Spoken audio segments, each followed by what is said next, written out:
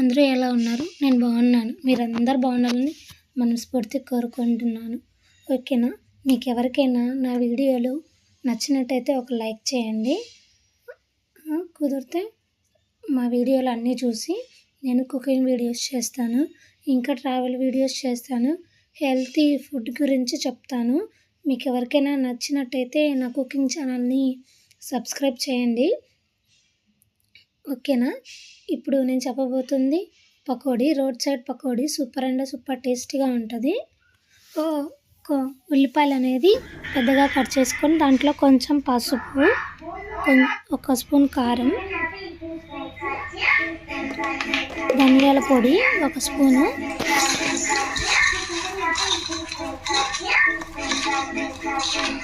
ఇలా బాగా కలుపుకోవాలి.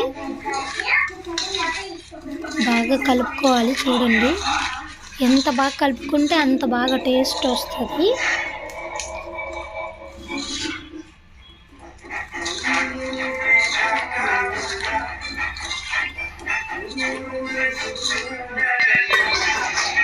బాగా కలుపుకోండి. ఎంత బాగా కలుపుకుంటే అంత టేస్ట్ వస్తుంది. నేనైతే 7 స్పూన్ల శనగపిండి వేసాను.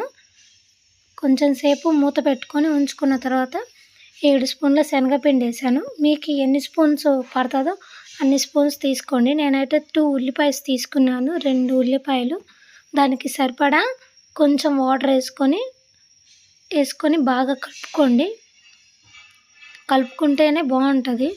దాని తర్వాత ఒక కడాయి తీసుకొని బాండీలో దానికి సరిపడినంత నూనె వేసుకోవాలి. ఎక్కువ నూనె వేసుకుంటే ఫ్రై అవ్వడానికి కూడా మంచిగా ఉంటుంది.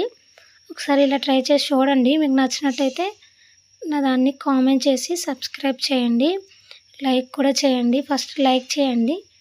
చూస్తున్నారు కానీ నా వీడియోస్ ఎవరు లైక్ చేయట్లేదు. చూస్తున్నారా?